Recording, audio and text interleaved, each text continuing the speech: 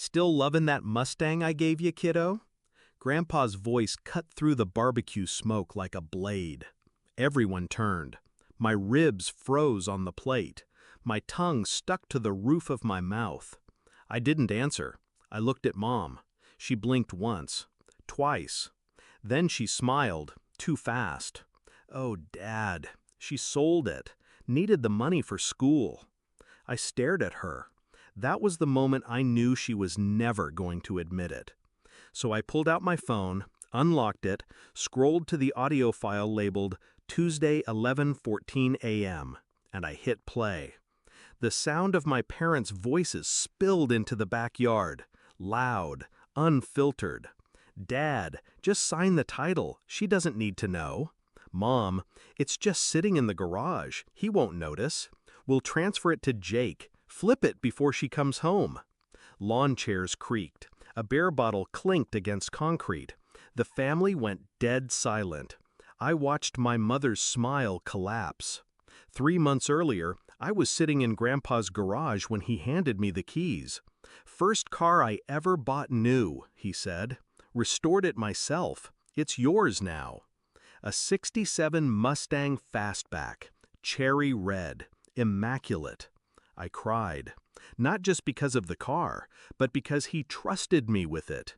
Me, the black sheep, the quiet one, the one who always felt like a visitor at her own dinner table. He gave it to me, and I promised him I'd take care of it. But the next week, when I went back to pick it up, it was gone. Mom said Grandpa changed his mind, that he decided to sell it after all, that it was too much responsibility. I believed her, because I wanted to. But then Grandpa called, confused. Why didn't you ever thank me for the Mustang? That's when the cracks showed. The overlapping lies, the fake concern, the awkward glances between my parents when I brought it up. So I waited, I dug, I played along, until I heard my mother on the phone in the kitchen talking about selling the Mustang to Jake for cash before she gets suspicious. I walked in. She froze. I didn't argue. I just walked out and left my phone recording in the hallway. I kept it quiet. Let them think they'd won. Let them smile at me like they hadn't gutted a promise that wasn't even theirs to break. I told Grandpa I'd been busy with school, that the car was amazing. He didn't know he was being lied to. Until that barbecue. I looked at Grandpa while the audio played. His face drained, one word at a time. She doesn't need to know. Flip it before she comes home. The silence afterward felt heavy, like smoke that wouldn't clear. My father opened his mouth, but I cut him off. It was never yours to sell, either of you. 2 days later, I filed the police report. Not to press charges yet, just enough to shake the ground they stood on. The Mustang had been illegally transferred using Grandpa's forged signature. I showed him the proof.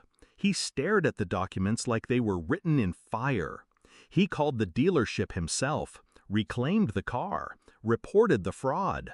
The Mustang came home. To me. Mom cried, said I'd embarrassed the family, that things like this should be handled privately.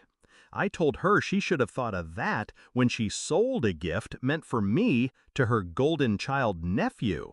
She said I was being dramatic, said Grandpa would have forgiven them. I asked her if that's what she told herself every time she lied. Grandpa doesn't speak to them now.